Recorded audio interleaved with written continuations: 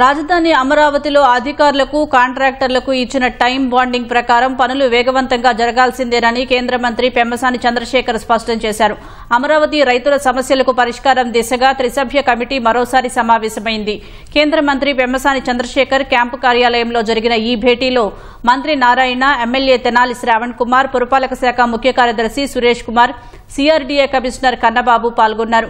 గత సమావేశంలో తీసుకున్న నిర్ణయాల పురోగతి సమీక్షించారు. వచ్చే వారం నిర్వహించబోయే సమావేశంలో రైతులకు చెప్పాల్సిన అంశాలపై సమగ్రమైన చర్చ జరిగింది.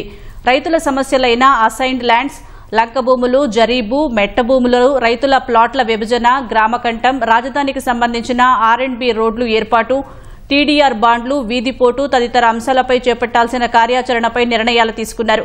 ప్రభుత్వ నిబంధనల ప్రకారం రైతులకు ఏం చేయాలి, ఎలాంటి మినహాయింపులు ఇవ్వాలనే అంశాలపై చర్చించారు. ఎలా చేయాలనే అంశంపై మంత్రి నారాయణ, అధికారులు తమ ఆలోచనలు జోడించి సమస్యలకు పరిష్కారం దిశగా చర్చించారు. రాజధాని రైతుల ఆందోళన చెందాల్సిన అవసరం లేదని, సమస్యలకు త్వరలోనే పరిష్కారం చూపుతామని పెమ్మసాని అన్నారు. రాబోయే 6 నెలల్లో రాజధానికి కావలసిన మౌలిక సదుపాయాలను పూర్తి చేసే దిశగా కార్యాచరణ ఉందని తెలిపారు.